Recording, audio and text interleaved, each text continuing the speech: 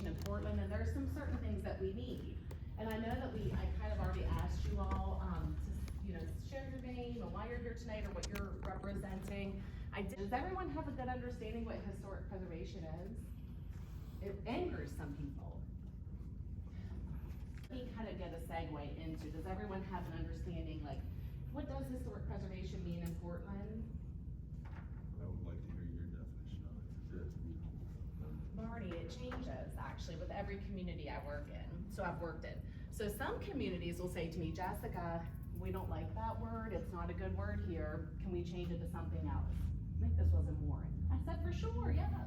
We can change it to, what do you want? Like, preserving our heritage. All right, well, that's pretty closely aligned with historic preservation. What does built environment and protection, right?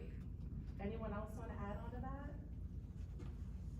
Well, I think it's just keeping the appeal alive of what has been present for so long in our history, and then adding to it and creating a front that allows us to grow as a community, but also respect the history that is here. Love it, okay. So I'm hearing shepherding of new progress, maybe some new development that's favorable to historic preservation. I'm also hearing some protections in place and maybe some guidance that we might need in place. Okay, anyone else have any? So I'm hearing built environment, safeguarding, progress. Keep the protection. historic look of it and modernize. Totally different. I love coming into Portland. I will share with you, I like what you're sharing with us, and I will tell you that I would rather you have a nicer downtown than where I live. I live in East Lansing. This downtown's nicer than East Lansing, honest to gosh.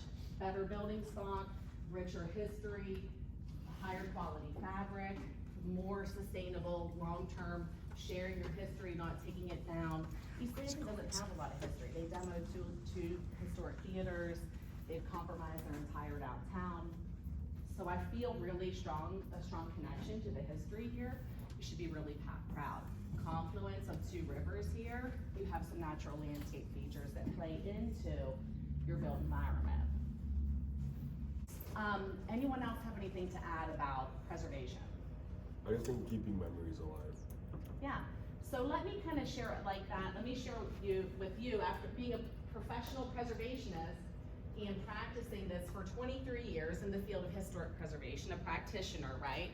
I have been coming to this very distinct definition of preservation. It's the story of people's imprint on a place. It's pretty simple, right? I have a real love for settlement geography, so I would take it to another route is you can see the history of people's imprint on a place and where they came from. So I have the distinct ability to look at a building and say, oh, a Dutch person designed that building, or an Italian stonemason laid those brick. I'm able to read buildings. I understand what their background was and how they executed on the architecture of a place. It evolves.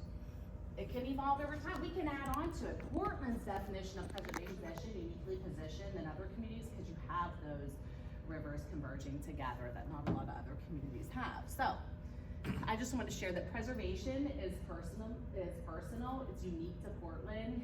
Even though Michigan, there's a patchwork, every community is trying to make use of their historic resources.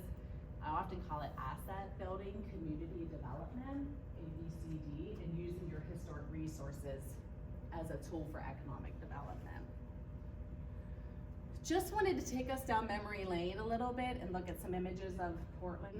I am a sucker for old photos. I like to see what's happened, where we're at, where we're going, right? What have we lost? Boy, old buildings, photographs don't lie, right? So I look at old photos all the time. I look at evolutions of buildings. I told you that I really read buildings, see what's happened, what's changed in buildings. So I look at old photos to say, where are we at? Where are the voids? Where are the losses here? You're welcome to comment on if you see a photo that you wanna mention. Don't lie, right? So I look at old photos all the time. I look at evolutions of buildings. I told you that I really read buildings, see what's happened, what's changed in buildings. So I look at old photos to say, where are we at? Where are the voids? Where are the losses here? You're welcome to comment on if you see a photo that you wanna mention. What were we doing right here? Often I look at old buildings and I think, gosh, what did we do right? And where are we going wrong? And what can we learn? And would these folks be proud of us today? Are we sharing the story of Portland? Are we kind of cultivating what they laid, the framework now? Are we shepherding that on for future generations? So, have anything we want to share? What's the orientation of that photo? Is that the Divine Hotel at the top, or are we looking the other way? Divine Hotel on the 'Cause left. It almost looks like the Opera Block No, on it's the not. right, but if that's the Divine, then that's across the street. Scout Park is right where the, the building with the little, Right. Arch. Okay. that's Right. Scout Park. That was- Because we had a property owner in Portland probably 30 or more years ago, who was upset at the taxes or whatever, and he vowed that he would make Portland a ghost town. And he owned some of these buildings, and that's one that he let go into disrepair. Yeah, but we've overcome that, but that other building at the very top is the Divine Hotel, which was kind of the main place to stop between Lansing and Grand Rapids, I think. It was right on M16, which is what Grand River is now, before I-96. So little key, you guys didn't ask, but I'll give you a little pearl, right? If somebody says, well, I don't know what's the date of this photo, and maybe you already know this, it's a little bit of common sense too. I always look for certain things. What's the Before 1900. Yes. What's the transportation, horse and buggy? Are there roads laid in? This is a little preservationist pro tip for you guys. Electricity. Electricity's already come. Someone's saying about 1896. None of the brick is painted, it looks like, right? Maybe this little decorative feature here, this might have been painted. I notice sometimes that's cast iron at times. Sometimes it's a metal storefront. We can get deep into buildings if you ever want to talk about it, but let's keep going down memory lane a little bit. So here, I really love this. Of course, untouched, totally, almost completely intact, right? The bank building. Here we have the bridge. Looking really nice here, and it's your community is Italianate, having all the historic buildings intact. A couple things. Tina had asked me, will you please come out and talk to us about how to kind of protect and care for our historic buildings? So I had shared with Tina, of course, I'll come out and I'll share with you a little bit about kind of why this place matters and how we need to kind of keep it that way. You know, residents take a pride in places that are cared for. That care starts with consistent, enforceable standards. I'm gonna jump right in and kind of get things moving a little bit quicker here. So I wanted to share with you a little bit about why I think that preservation will matter in Portland and what you kind of have going. So I'm ready to tee it up and start talking to you about National Register designation and whatnot. I already mentioned to you about the asset building community development. Historic buildings, businesses, and people are the foundation. Good design and smart stewardship build everything else. So can we all agree that we probably need to protect what we have in Portland right now? And I'm gonna go through a little crib sheet of what you have that might be referred to as a protection, but mostly there's no protections in Portland.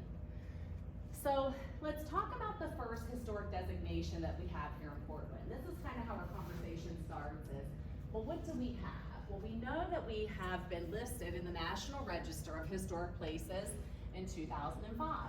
Downtown Portland was designated in the National Register. And what that designation means, oh, here's the front cover, 2005, including the streets Kent, Bridge, and Maple, Grand River. And it was signed by our State Historic Preservation Officer in 2005, listed in the National Register of Historic Places. This is the map of the Portland Downtown Historic District here. Now this is, it's kind of a little bit tough to see here. You have contributing and non-contributing buildings, and I'm gonna get into that. Did everyone know that your downtown is listed in the National Register? It's a source of community pride, okay? There's no regulatory role of that, by the way. It's honorific. Well, what does that mean, Jessica? Sometimes I answer that. That means that national designation doesn't provide any protection. So, if Mayor Barnes says, I'm gonna buy such and such building and I plan to demo it and build an Arby's drive-through because I love beef and cheddar sandwich, has happened to me before, another community in southeastern Michigan. An opera house was taken down for an Arby's. Is there's no protection. Mayor Barnes could use his own money. He will have to pull a building permit here in Portland and say, I have my own money and I'm taking this building down and you can't stop me. Essentially, he can do that, okay? I do love the National Register because it's a misnomer. People think it provides protections, but we have a plaque, Jessica. Oh yeah, I know, but it doesn't provide any protection, okay? It does offer an opening, a gateway to different incentives and tax credits. I'm gonna get into that. And there are a variety of, you have, I think, 44 contributing buildings. So are there any building owners here tonight? So if you own a building in Portland's downtown historic district and it contributes to that district, I'm gonna get into that really quickly. That means that you could tap into different incentives and grants should you want to do a rehabilitation of your building, okay? If your building is contributing. If it's non-contributing, it means like maybe it was built later, it's not as early as 1896, or it was modified. So there's just a few that are non-contributing. So I thought I'd kind of break this down for you guys here. Contributing and non-contributing, what's it mean? So contributing properties, building structures, objects that add to the significance of this district in Portland. To be contributing, it's usually built during a period of significance. I think your period is like 1890s to 1940s. I don't have the exact dates memorized. It retains historic integrity. It's got some significance, reflects architectural, cultural, historic patterns the district represents. Essentially, if you remove that building, the district would lose some of its character, right? If we deleted the opera block, that chunk would be like a smile missing a tooth. That's such a West Virginia analogy for me to use. By the way, I can use that because I'm from there. But if any of you talk bad about my home state, we're gonna have problems. It's like a smile missing some teeth. It doesn't look right. So I always say, keep all your buildings contiguous. If there's any gaps, we had a fire in the 1900s, whatever, then we look to compatible infill construction. So, non-contributing properties, they don't add to the historic significance. Maybe it was built after the period of significance, is too new, has been significantly altered, it no longer conveys its historic character, never reflected the historic patterns the district represents in the first place. Here's your helpful analogy. Think of a district like a choir. Contributing properties are voices that carrying the song. Non-contributing properties are still in the room, they just aren't singing the same tune. Whether because they arrived late, changed their voice, never quite fit the repertoire. Okay, any questions on that? So let's kind of get into a pinch about, it's really great, this is awesome. Because I need to talk to the building owners that might want to do something to their building. Maybe a little facelift, maybe they gotta rehab windows. Maybe there's a house, maybe it's somebody has a residence within the district and I can say, hey, if you do some plumbing updates or HVAC updates or roofing, I can steer you to some incentives to help offset your costs, right? I specialize in incentives with historic buildings and houses. So, I'm really astute at finding change in like the couch cushions for old buildings to turn them around. So, here in downtown Portland, I thought a preservation planning tool worth considering, right? Right now we just have your C1 ordinance, and that's a regulatory tool, but how much is it being enforced? Because if your heart is really strong and good, your core, everything else will be, it feeds off of it. It's a symbiotic relationship. The neighborhoods around downtown, they will support hopefully they will support the businesses, the building owners. This is a symbiotic relationship here, right? So we have this tool, it's not very robust. Is it safe for me to say that? I see a lot of tools being used for preservation, economic development, and zoning. And so sometimes I stick my neck out and say, I've seen stronger. We have the National Register designation. Offers no protection, but gateway to tax credits and incentives. We don't have a local historic district here. that's a really good regulatory tool. But if you're not prepared to do that, what is the local historic district ordinance? I'm gonna get into it, but really quickly, the quick and dirty is that it means that within a certain bounded district, you have a commission that reviews building related work that happens on your building. Meaning that everybody has skin in the game. You're gonna buy a building downtown, we want you to do the right thing. Cause we're doing the right thing too here, right? If I own a building downtown, Busy Bee, I wanna be doing the right thing and hoping that my neighbors also, we're invested together. We're moving Portland forward, thinking about the old stuff and considering, progress and build construction is needed, that sort of thing. Does that only pertain to the contributing buildings, or does it also? It's a great question there. It actually pertains to all. So, say Tanya owns her coffee shop, cookies, that she buys the building, but hers is non-contributing. Maybe she's like, Jessica, I'm gonna put this huge addition onto it, and now it impedes the opera block. I don't know, I'm just throwing out names of buildings. And the opera block no longer can look out its second floor. That would be adverse. So I would say, let me help you and guide you. This is what a commission would do. Let's do the addition and let's do it sympathetic. So it doesn't impact the opera block, right? Or Busy Bees or something. Any other building owners? I'm gonna call it the building. Okay. This is a good protection tool. Make some people angry. Gonna be direct with you. Like, I don't want you to tell me what to do with my building. But also, I'm gonna tell you from my experience, I'm gonna give you a slew of facts that it actually is a tool for planning and preservation, so you don't lose a building for the Arby's drive-through. Because right now, if Arby's wanted to come in, what do you have to protect them from putting in the drive-through? Yeah. Just how do you balance that sort of dynamic of not dictating what a property owner can do with their parcel, and then also the cost or additional cost for historical renovations? I would imagine that historical renovation is probably more expensive than new. If that's a generalized statement, please correct me. But how do you convey that with your experience, and how do you kind of drive that message, or is that effectual? That's a great, there's a couple responses to your question, but first, what I want to bounce on first is that building materials are very expensive right now. I don't know if there's a builder or a general contractor in the audience here or not, but materials are expensive. Where do we already have most of the materials in place? On an existing building, right? Materials are what we say in situ, right? They might need a little facelift. So, while you might be rehabilitating, in the long run, the materials are there. You might spend more on the labor. Take somebody that's a skilled person to be able to work on a historic building, or you teach somebody how to work. So, to answer your question is that typically I see, honest to goodness, construction costs are lower. It might be the labor is more skilled, and that might be more expensive. And how do you balance it? Is that you don't say you have to restore this to this certain period in time. No, we're not the preservation police here. We're simply saying, here's a variety of ways that you could resolve the issue that you have, and here's how we're guiding you on what we know, following things like standards for rehabilitation. So we would do it in a sympathetic manner, sympathetic approach, right? Not causing an economic hardship for the building owner. But that's the tool, that there's a carrot and stick, and there's incentives to offset anything if they're doing a rehabilitation, replacing windows, rehabilitating windows.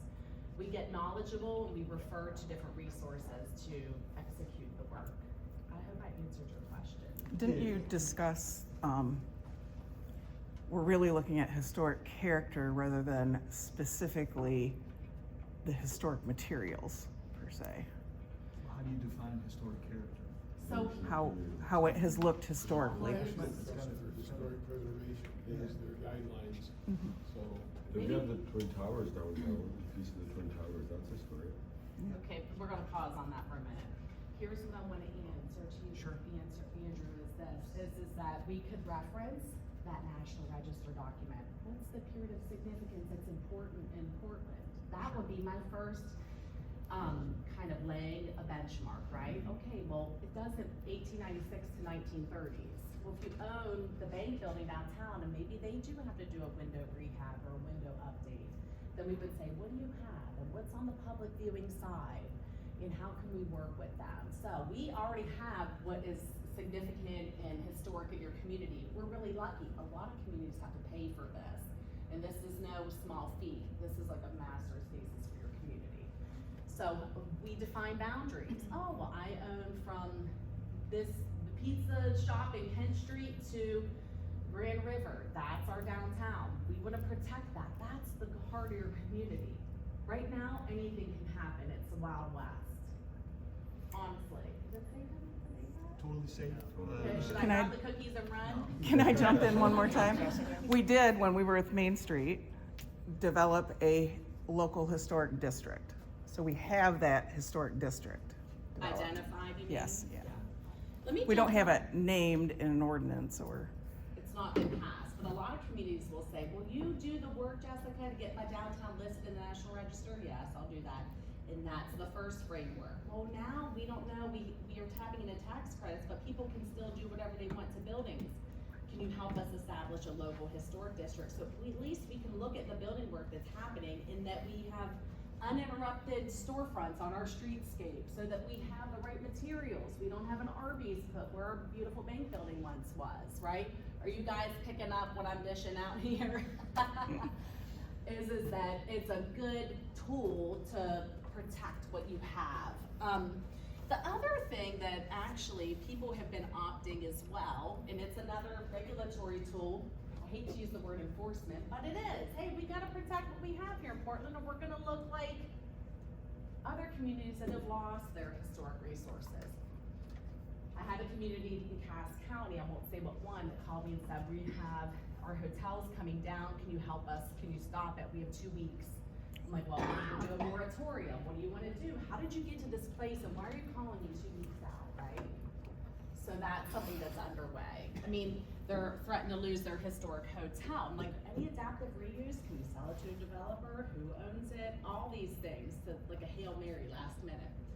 But something I'm seeing other communities start to adopt is this overlay district. It's called an HPOD, Historic Preservation Overlay District. And what that means is that any activity that happens, maybe it's from, I keep picking up the pizza shop, sorry.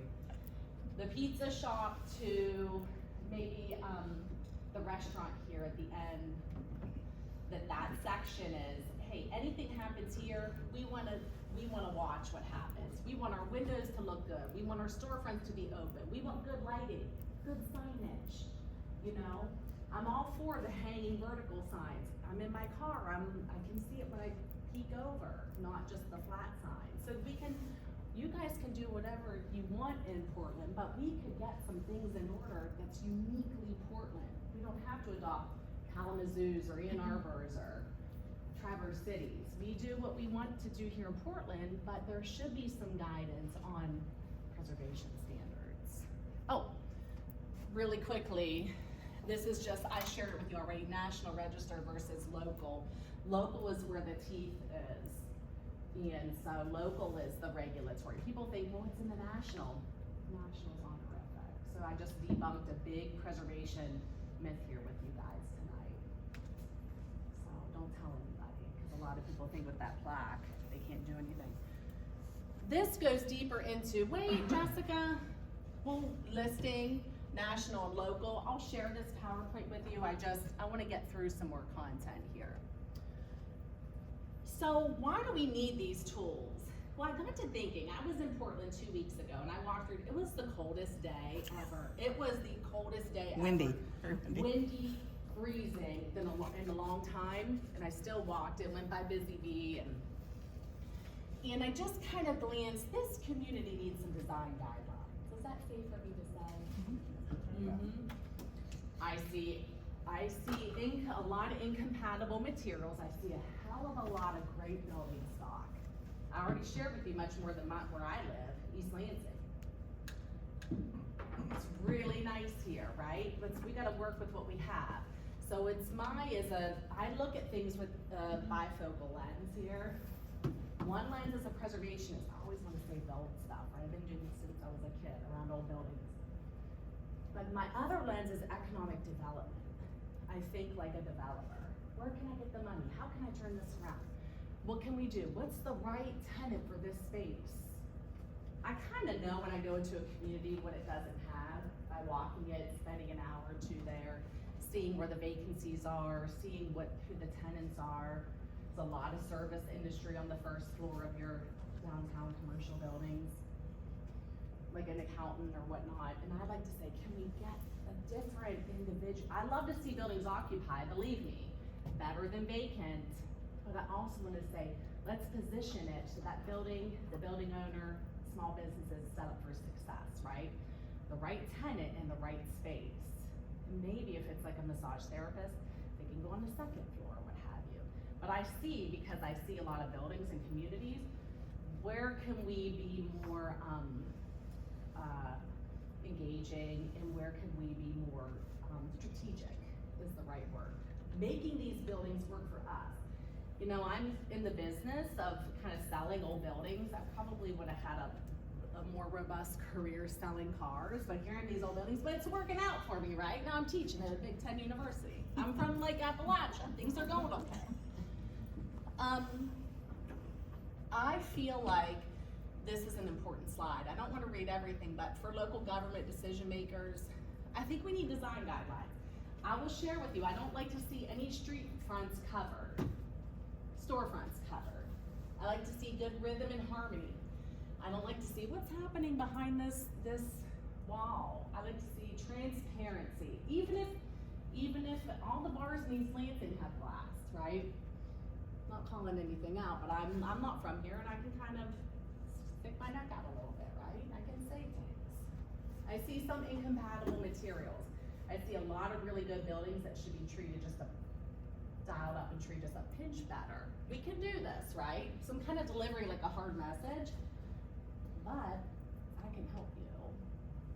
So, design guidelines creates consistency in decision making. So, you know, hey, between the pizza shop and Grand River, we're in a consensus here. We're gonna treat these buildings right. We're gonna put the right windows in. We're gonna make it nice and harmonious. Keep that wayfinding signage nice and sleek so people can see. Keep the street lights on. Keep those sidewalks paved. Supports comprehensive plan goals. Maybe there's some vacancies. The alleyway I love. That I'm like, it should be activated. There's an alleyway up here. That's a great space for activation.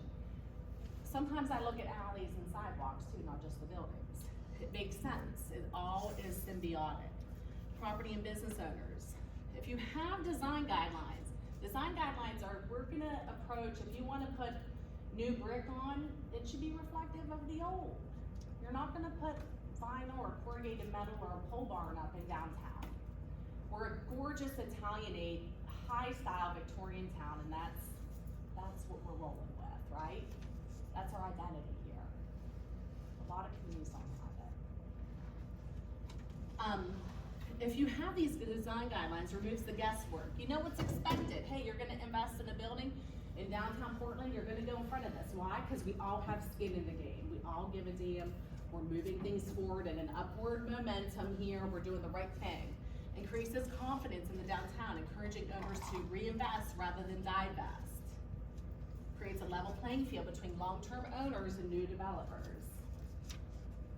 Any questions on that? And then this kind of just goes a little bit more into it. One thing I will say is developers that people call me, actually a project in Kalamazoo, a building owner hasn't even acquired it yet. He called me and said, hey, there's a building I wanna buy, and can you find out if it has a historic designation? I'm just about to pull on my purchase agreement, about to move forward in it. People will call me and say, is it in a National Register listed district? This is a call I get every single week from a developer. You guys already have that framework, but are you celebrating it? Are you sharing it? Do realtors, is there a realtor? I love to get in the ear of realtors. Yes, county commissioner. I love to get in the ear of a realtor, because then I'm like, you could sell your buildings and say, hey, this building is contributing. You can tap into A, B, C, and D if you buy this building and rehabilitate it. I'm determined in 2026 to get into a room of realtors, Michigan Association of Realtors.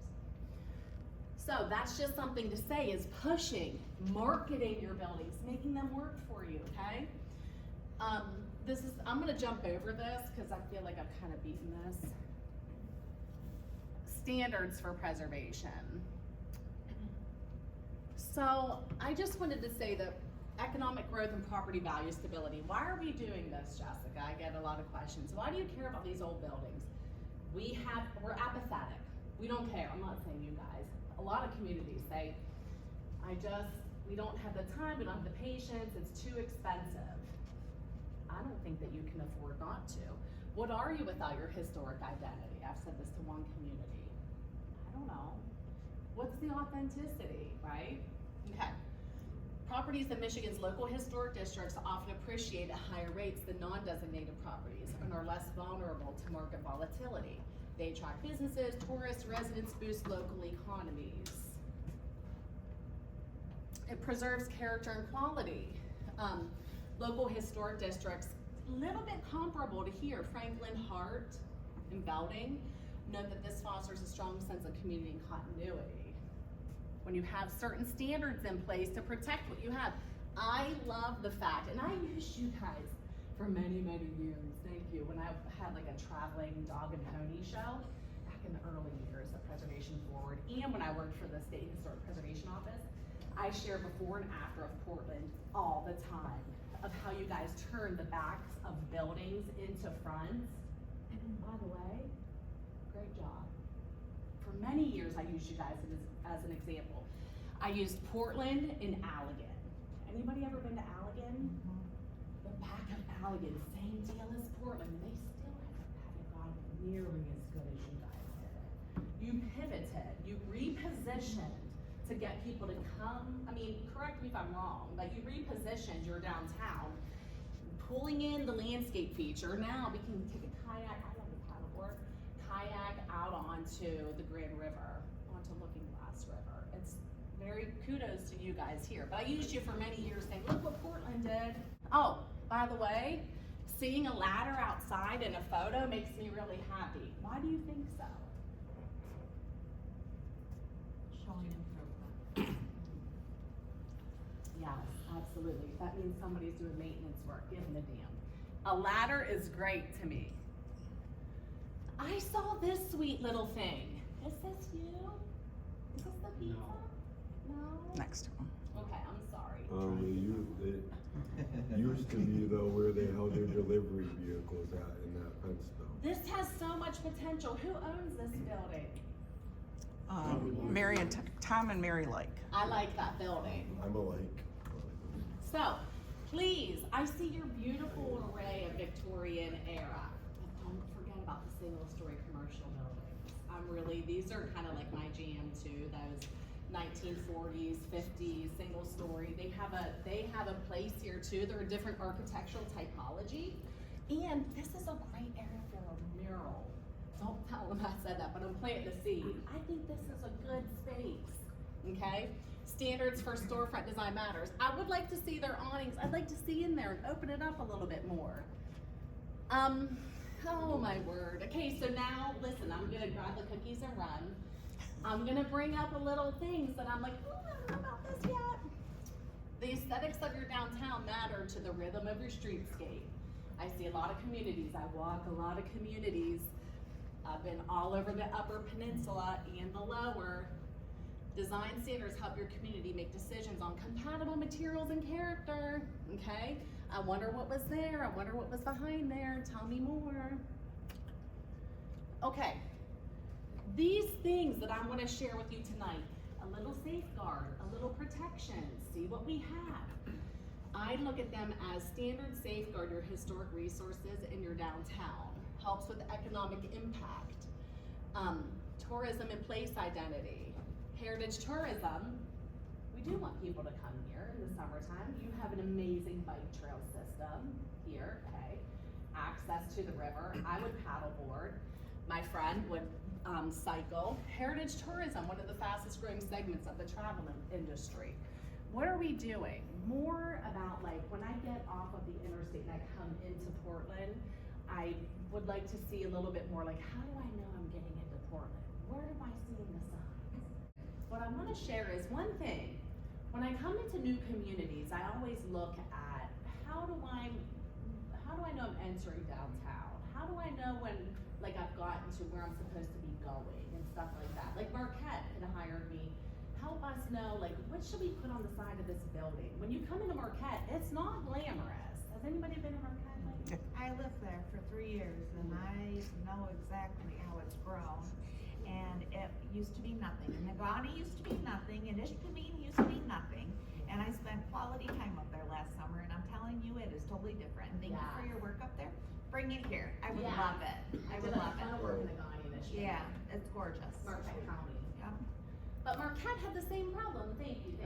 When you come into Marquette, how do you know you're entering into Marquette? There wasn't any huge sign entering Marquette. They asked me, what do we put on the side of this building? It's just vinyl. Should we do a mural? How do we know when you're coming in and entering Marquette? There's now a roundabout, it's really busy when you're taking 28 and 42 out west, when you're heading west. So you're not alone, and like, how do we know? So that's something I wanna think about. Looked at what you had in kind of your zoning code, what's the planning department doing? I sniffed around a little bit to see what was going on. And what I thought was, well shoot, they don't have any protections. I think they need a local historic district. But I know what I know because I do this all over, but you guys know your community better than I do. You're the experts, right? You're the boots on the ground. You gotta share with me. So tonight here's my first interpretation, but I need to get from the voices in the room, where do you see things going? I wanna move the dial on kind of the pulse of preservation in Portland. Okay, we're gonna move it. Right now, I think we're not infancy here. We've established something important here. I don't think we're expert yet. I think of it like a gas tank. We're not empty at all. We've got all this robust, active architecture right here. I think we're kind of in the middle. I think we have more work we could do. I think we could do a lot of collaborative things. Local historic district is a historically significant area protected by a historic district ordinance. That means I'm gonna come see some of these council members maybe and say, can we pass some kind of resolution to say, hey, we're gonna do something to protect these resources. And maybe I'll get in the ear of Andrew, the city manager, a little bit. I'll put his number on my speed dial. I have 2 of them, I'm open for whatever you got, so. Thank yeah. Yeah. What do we do in a local historic district? Well, we review building work. That's the part that pisses people off. Can I say that? Don't tell me what I'm gonna do.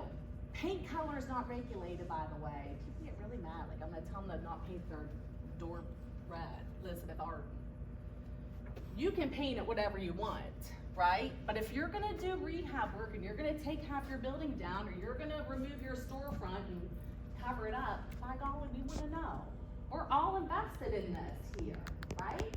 We give a damn, and we wanna see things moving forward on the right footing. Sometimes I use colorful words. I'm from Appalachia, I can do that. One of the few ways a community can provide legal protection for its historic resources is a local historic district. Right now, we have nothing. This just goes into the benefits. I got more to share with you guys. And plenty, 82 communities in Michigan have adopted local historic districts. Name a community, I can tell you if they are one or not. I've worked in almost all of them. Now, time to talk about my favorite thing. Do we have time? Mm-hmm. Money. Barney. Can I ask a quick question on that last slide? Yeah. Let's say hypothetically, the city passes some ordinance to make this overlay district, and the next step would be to make standards. How do other communities do that in a way where everyone can, come together and agree on these standards? And I don't know if a lot of communities want the cities or the local units of government just to say, here's the standards. How does that work out? That's a great question. We do nothing in a vacuum. We do everything transparent together. Why? Because I gotta sleep at night, y'all. I have 3 kids, by the way, too. I have to sleep. I have to make sure that what we're doing is we have collectively asked for transparency in the form of a community meeting for those who might be impacted by bounds of this tentative district, right? But back to your question. There's Secretary of the Interior standards for rehab. We refer to them. They're National Park Service guidelines. How do you treat an old building when you want to do something to it? Well, here's how you repair terracotta. By the way, you have a lot of terracotta in your downtown. Here's how you fix the glazing on a window. So we have standards. If you have to get rid of a window, here's what you replace it with, something in kind. Something that looks like what was there. I'm not saying you have to go back to 1897, but I'm saying, make it look nice. We'll give you some guidance. I'm not the preservation police. I'm just here to share a message and then see how it lands with you guys and see if I'll see you again. Let's talk about the money. This is the exciting part, right? Where's the money, Jessica? Financial incentives favorable to redevelopment. So out of these, they kind of fall into 4 categories. Federal and state historic tax credits, which I specialize in. Local incentives, facade grants, we got something we're gonna release here this evening. A lot of local grants that I use too, that are favorable to preservation. And by the way, I stack these for a lot of projects of mine, right? Construction projects. Brownfield grants, OPRA, Obsolete Property Rehabilitation Act, tax increment financing, low interest loans. My friends at the Michigan Historic Preservation Network, I hate that dirty L word. That means I gotta pay it back. But that means if you're in a pinch and you have water coming into your building and you don't have the funding to take care of it right now and you need immediate stabilization, you best believe, call me and we'll call my friends at the Michigan Historic Preservation Network and get stabilization funds right now, okay? We also have other grants from various foundations that I've used in the past, the National Park Service, the State Historic Preservation Office. Of these categories, grants are generally only for nonprofit government entities, which is good, right? If there's a library has needs or something has needs, there's some funding for them too, right? Because ultimately, a lot of the tax incentives and credits that I have are for privately owned building owners. Local and state levels are grants generally made to private for-profit. So this is where the rubber meets the road. So you have the National Register designation. A lot of communities, Donnie Ishbin, I did their National Register, they didn't have anything in place. Nobody was eligible for anything, right? Right now in Portland, if you own a contributing building, you can tap into some of these incentives. The federal credit, I use this all the time. 20% of your overall rehab expenditures you can get back in the form of a tax credit, okay? What does that mean? Sometimes people say, Jessica, if you have $1 million rehab, your credit's worth $200,000, 20% of $1 million. Sometimes people say, I don't need it. Okay, well I have friends, investors, other people that need that. They have a higher tax liability. They will buy, use the word syndicate, your credit. They will buy. It's like trading. I mean, it's something that we do in the open market. You can buy and sell, trade tax credits. Has anybody ever heard of this? We had a rehab of an old school building over here, and what was the outfit's name? Wooden, no, was it? Yeah. Woda. Yeah. Woda. Yeah. They make their living doing just what you tell them. Yeah. They are, I think, headquartered out of Ohio. Used to do a ton of work in Michigan. They do work in West Virginia too. They do work all over. They've gotten bigger. So 20% of federal, non-competitive, open, apply anytime. You own a building in Portland, it's designated in the National Register. You want to do a big rehab, I will say let's use that and then let's get some state funding too. And never leave any money on the table. And like fees are reimbursable, right? Construction fee, developer fee, engineering fee.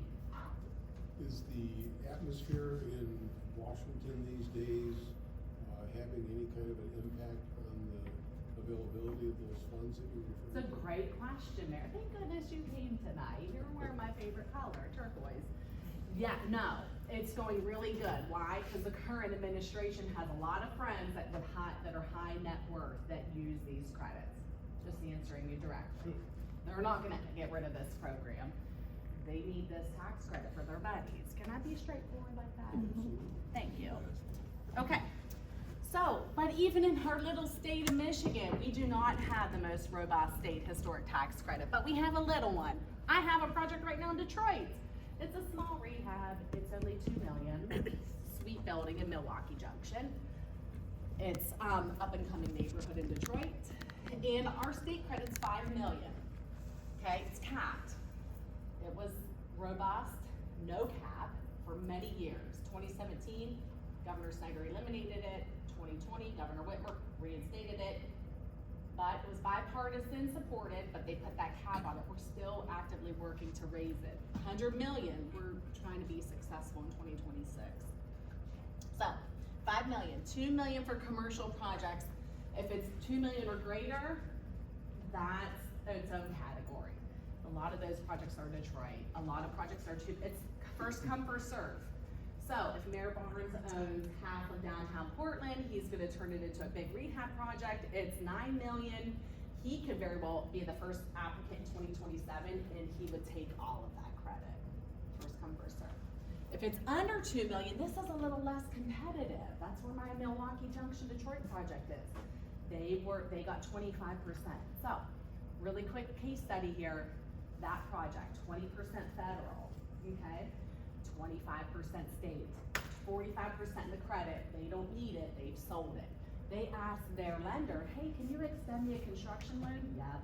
The lender also said, we'll buy your credit. Okay, smart, right? So they're like, it's like a twofer. The local bank said, we will extend the construction loan and we wanna buy your credit. We'll give it to you for a desirable rate. They syndicated the credit. They injected cash on the front end of the project, knowing at the same price of the credit. Now the credit is about 87 cents on the dollar right now. It fluctuates every day, it's different. Is this all making sense? You need somebody that's a Michigan-based business that might wanna buy this credit, right? Maybe it's a Big B that does a lot of business in Michigan. I don't know why I'm on Big B tonight. That does a lot of business in Michigan, right? Or a federal. I've had entities like Sherwin-Williams buy my credits before, federal credits, okay? So you can sell it, you can syndicate it if you don't need it, but you wanna use it. So let's dial it back and take it to like here in Portland. You own a building in Portland, you are rehabilitating it. You're following the Secretary of Interior standards because you're keeping all the character features, you're adding apartments or what have you. You're doing some adaptations to the building, but basically you're doing all the right things. You might as well apply for a tax credit and then say to somebody that might need it, hey, do you want my credit? Would you invest money? If you don't have enough capital to make it, to make it the project pencil. So you might have bring somebody in that needs the credit and you do a little bit of negotiation. And so I've teed that up, that consultation as well. And I'm pretty dialed into the banks that I know that will buy your credit and extend construction loan. So I'm happy to make that introduction. So we have, and they can be paired. I wanna mention a couple of entities here that are friends of preservation, MISHDA, okay? Our State Housing Development Authority. They have a program right now that is very favorable. Has anyone heard of the My Neighborhood program? Okay, so it supports construction and rehab of housing units statewide, open to for and nonprofit developers, local units of governments with applications reviewed on a rolling basis. Grants top out at $2 million per project, right? With funding up to 18% of project costs for administration developer fees. Grants over $400,000 require matching funds. Projects are meant to serve individuals making up 120% of the area median income. Now, I snuck these guys in because I've used these as tools before too. New market tax credits and low income housing tax credits. That's competitive. It's got a very complex application process. I don't know if anybody's ever done a LIHTC deal here. You would probably like, not That's what they did in Detroit, right? complicated, but I've done them in Ishtaming. You've been part of these all over. Is there anything with the old block program? We had great success here in Portland with block rehabilitation. Yeah, like Areas above these. rental rehabilitation. Right. Yes, and that's kind of fallen into the My Neighborhood program. So I have an Owasso project right now that's doing that. That's doing the tax credits, doing the state and federal, and they just got an additional $500,000 from MISHDA for My Neighborhood. Now they have to kind of piecemeal. They're doing the rental units first, and they're doing some of the other work secondary. We're phasing it. It's fine. That's really the low income is really favorable here in Portland because the 120% is a lot higher than anywhere else in Ionia County. The average Yes. household incomes. And typically, low income, it's what the market's already demanding. Sometimes people are off put by that. I stick my neck out, right? I say things. But it's really, what's the market demanding in Portland? And it ends up being market rate. Here, my friends, I use these guys all the time. I keep them really close in my purview. These guys they used to have tons and tons of money. They've gotten a little bit tighten the belt up a little bit, my friends at MEDC. But we still have CRP, population of 15,000 or less. CRP can cover up to 50% of projects eligible investment. They're doing rehab, they prefer historic building rehab. If your building's listed in a National Register district, they will make you do the credits. They will say offset your costs, use credits. So that's another thing. At under 4,000 residents, Portland clears the threshold. Okay, so another one I want to mention really quickly is Match on Main. And why am I mentioning this? Because this is a tool for commercial spaces. Anybody heard of this program, Match on Main, to help rehabilitate your commercial space? I tend to focus a lot on holistic rehab, the entirety of the building, but these guys are specifically $25,000 grants for small businesses, tenant facing rather than building focused. How is MEDC working with communities who are not RRC and not Main Street? So they are working with them still. There's some preferential treatment For if you've gone one of the other through two. the RRC Yeah. program. I've worked Yep. with plenty of communities that are not RRC certified and are not Main Street, and they still receive funding. MEDC, Mhm. okay. But there's more technical assistance, there's more elevation in your grant application if you're Main Street or RRC. I wanted to mention this tonight from my friends at the State Historic Preservation Office. I think this fits with you guys really well here, and I sent this to Tina, the Rural Heritage Partnership Program. It's grants that you can, National Register listing is required. It's grants for repairs, improvements to historic buildings have to be in a National Register district. You meet the criteria, okay?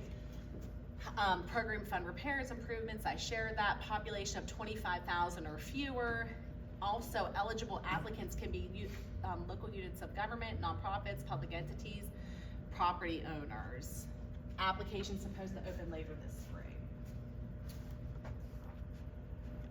And then, revealing here, I wanted to share the dedicated investor development opportunity here at the local level. So we kind of went through national, state.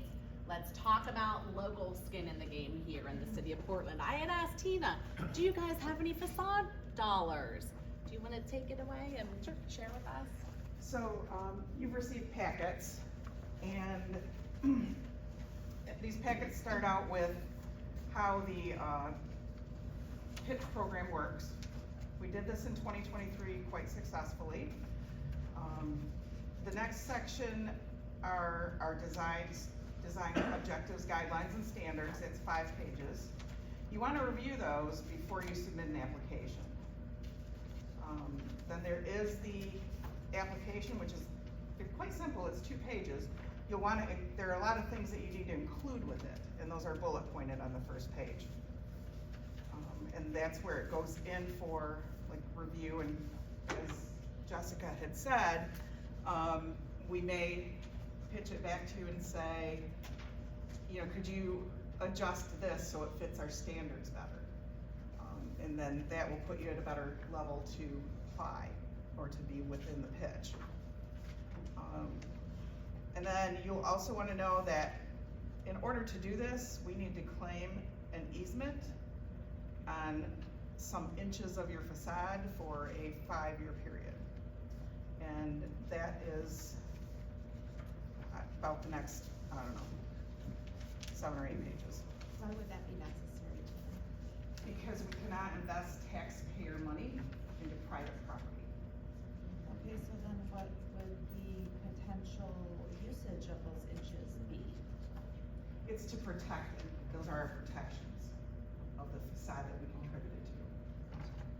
So if that just, like, would the front maintenance be taken care of?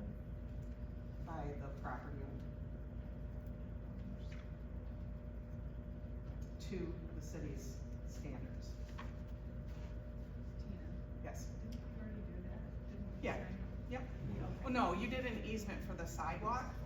Okay, but that isn't, oh, okay, gotcha, Basically, the facade gives them easement over the very base. right, okay. This sounds really familiar, if you don't mind me Sure. sharing. The federal historic program that I shared, they don't claim an easement, but 5 years recapture. You can't sell the building for 5 years, okay? That's the catch. If you sell it in under 5 years, they will recapture some of your tax credit. Taxpayer money, you're getting a tax credit, right? So there's a little bit of oversight with that. Most with any kind of grants or incentives, you're going to have a little bit of, can I say, Yeah. bureaucratic tape that's attached to it. All right, we're getting some skin in the game. We give a damn, doesn't matter.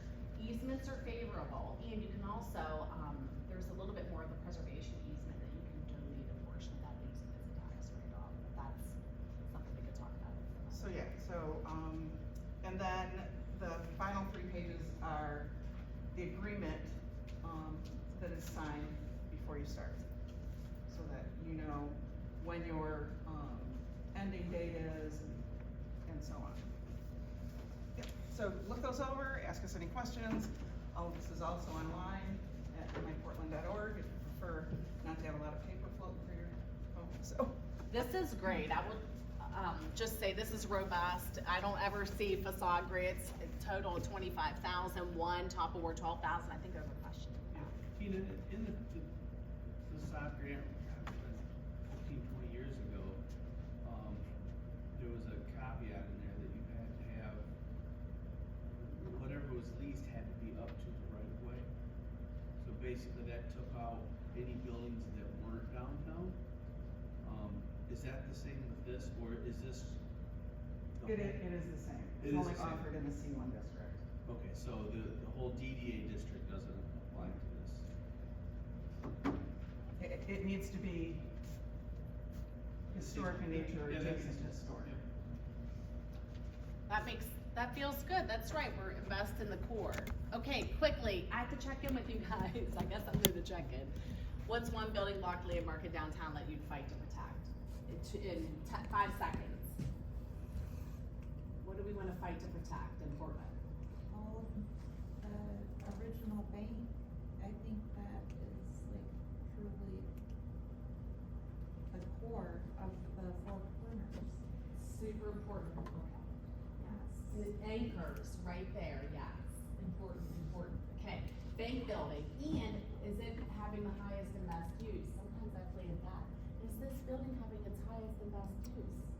Okay, leave that with you guys.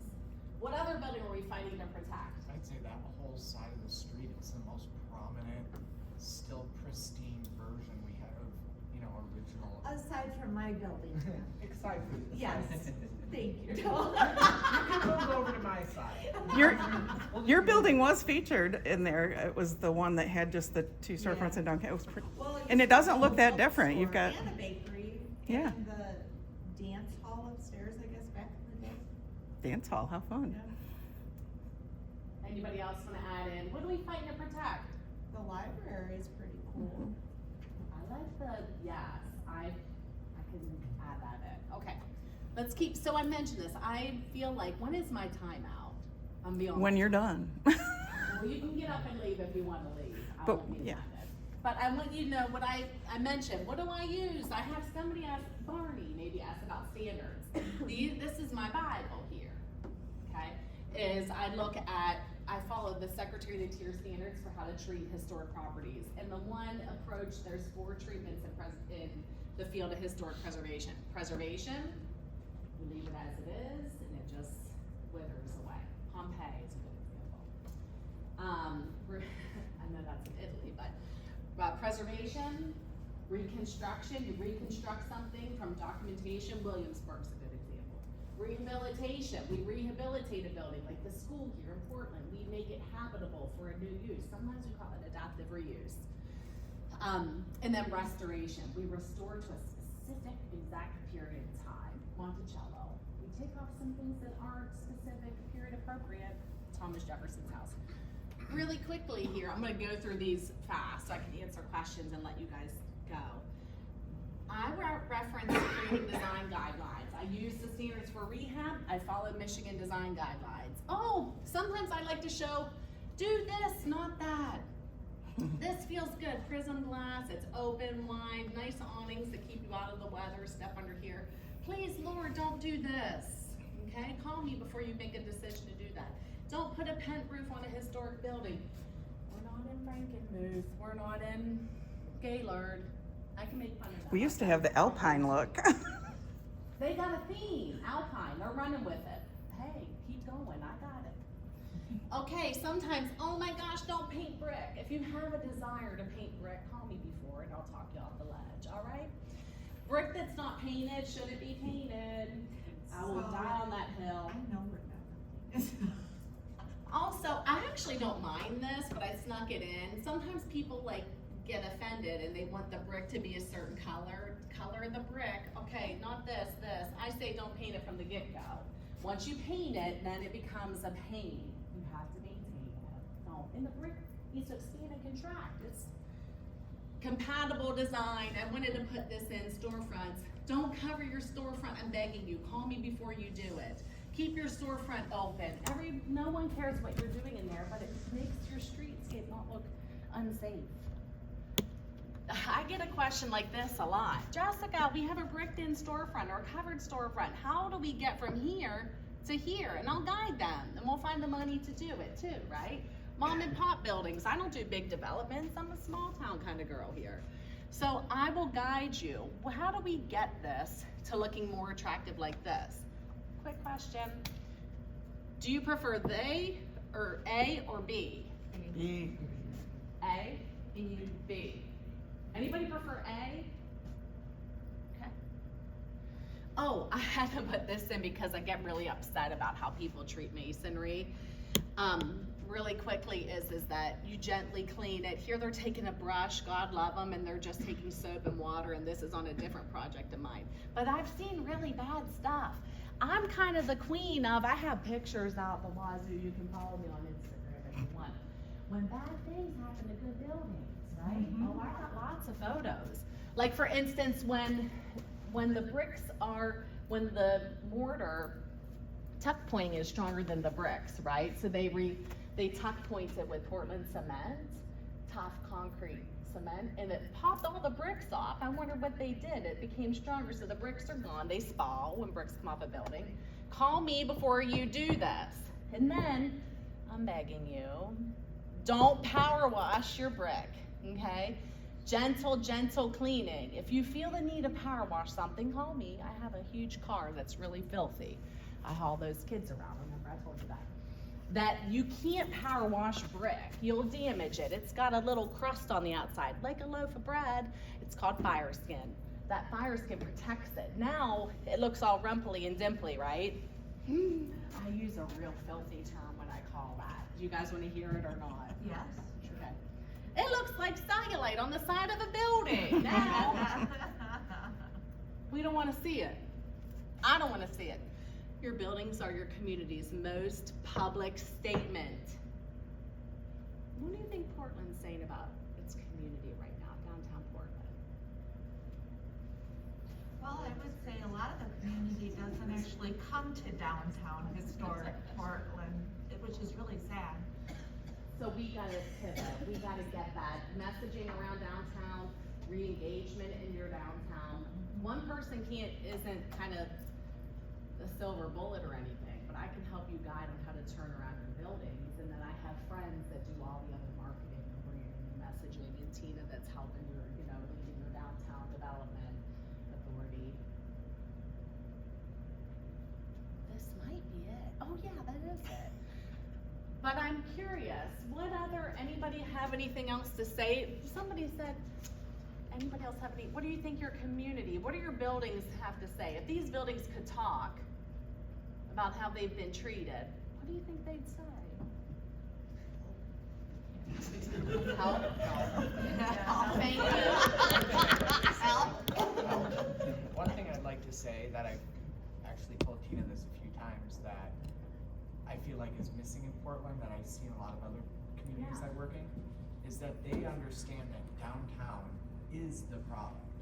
Like, the buildings, the atmosphere, the vibe, everything about it is the product. That's why people come to a downtown. They could get their hair cut anywhere, at any strip mall, at any big mall, at any freestanding place. They come downtown to that quaint little shop in a downtown because of the downtown. And when we hear like she was saying that we gotta get people here, it's because we haven't given them what they come here for, which is the product that they're after, which is that quaint little experience. So until we spread that word that downtown is the product, we're never gonna get those hordes of people flocking to us. I love that, so I wanna say, let's put a pin in that, Tim, that How do you change the mindset? And we've dealt with this since 2003, we became a Main Street community. The most effective statement that I heard from Main Street was, we are here to do this with you, not for you. So, you know, that's kind of where we are in terms of what's going on downtown. That sounds really good, Mayor. I also want to echo kind of what Marnie was saying, like, how, Jessica, do you explain these standards? Like, we just don't impose these standards. So here's a quote that I like to say is, the people are planning for their city, not the city planning for the people. Okay? This is a collective, agreeable process. Pragmatic preservation is what I preach out in the streets. I'm practical. I'm not gonna say, we gotta save them all. But by golly, we should try to save a lot of them, because it's very expensive to build a building now. You certainly can't build a big building now with the building materials we have in Menards or Home Depot, or even in some of the local lumber places, we can't build that. There's something I wanna mention about Tim that caught me off guard here in Portland, if I can share, 2 weeks ago when I was here, is hours. I found that things were not open. I don't like that.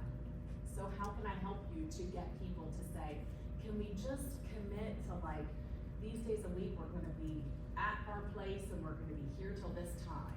Is that okay to say? How do you dictate that as a municipal entity? It is a private enterprise, they have a right to close when they choose to close. I can't uniformly say all businesses shall stay open from Monday to Friday. Right, this is tough, so Yeah. we can talk about this. Okay. This is where, you know, it's related to what I talk about, Sure. things I look for vacancies. What does Portland not have, right? Right. Or too many what the tenants are in the spaces, right? I'm an outsider. I'm not the expert here, but I'm just using my experience and seeing. So, I'll get through just 1 second, please, ladies, is that, people wanna rely on hours. I wanna rely that when I go down to Tanya's, coffee shop, that I'm gonna be able to get my latte, and I know it's open, cause I'm counting on it. I need to take a call from there, I need to work from there, I can count on her to be there. That will reverberate into the community. If you have spotty hours, I can tell you that I don't feel that you will get that consistent influx. Say it. Or at least whatever hours Google has posted. So what? Right, which is not all congruent all the time, Google's hours. So what we hear is, obviously that business owner feels that their time is more important than mine, because I came when they said they had open hours and they're not open, or they don't have enough open hours, or whatever it might be. Right. Do they wanna, right, and I'm gonna. Or I've been there 3 times and haven't been able to shop, I'm not going back. So the hard question, by the way, I'm like a cat, I've had 7 lives. I used to have an antique store for many years when I was in college, so I've been a small business owner in that regard, retail. People have to have that reliance. Do they not wanna have a business? There's some hard questions you have to ask yourself. Your customers need to know that you're open, they can count on it. But I don't know if it's So I wonder if we appropriate. can regulate it. That's something I wanna look into. Okay, because I don't know if even that would be appropriate. We can regulate the type of businesses that are in your store, we can do all kind of stuff. to that. Absolutely, but I mean, if you have a private enterprise and you're in business for yourself, I don't feel like it would be the And maybe it's- municipality role to say you shall be open. And maybe it's not that we regulate it, it's that we get a consensus. We get folks to understand the But it- importance of it. But a consensus without enforcement is just a suggestion. I Right. mean, I can't. Can we do a buy-in, like collectively, the business owners that are part of the DDA district? I don't know, I'm shooting from the hip on this one, right? How would they solve this problem? That's what I wanna talk to Andrew about, see if it's been regulated or pull some legislation from like beauty code, we can do something like this together. Cause I'm curious of it myself, I don't patronize a lot of communities that have shoddy hours. I'm just being straight with you on that. No, The other thing that we're lacking in some ways is. Is that hard to hear? I'm sorry. Is a chamber of commerce, as opposed to, the function of the DDA is not the same as a chamber. And so it's hard to get Right. consensus among business owners if they don't belong to something that can help. And again, the governmental, quasi-governmental entity of the DDA is not, should not be there to perform that function. So how do, if the business owners meet on a monthly basis, how can we have a warm, open dialogue discussion to say, hey, we're feeling the heat that when you're not open, people aren't coming downtown. There's nothing to come to after 3 questions. If you need, or anything, if you have any questions, you can reach out to me here, my website, my email. It was a pleasure to come and share with you tonight. Thank you for your time so much. I'll stick around for a few minutes. Grab some snacks on your way out. Thank you. This packet I provided you, is our survey from the fall. There are some, hard, difficult information in there and that is why we didn't put it out to the general public anyway, so, but this is specific to business or property owners. Yeah. Look through it and ask us any questions that you have. I love the pitch competition. I think it's exciting. It is. Well, does that count right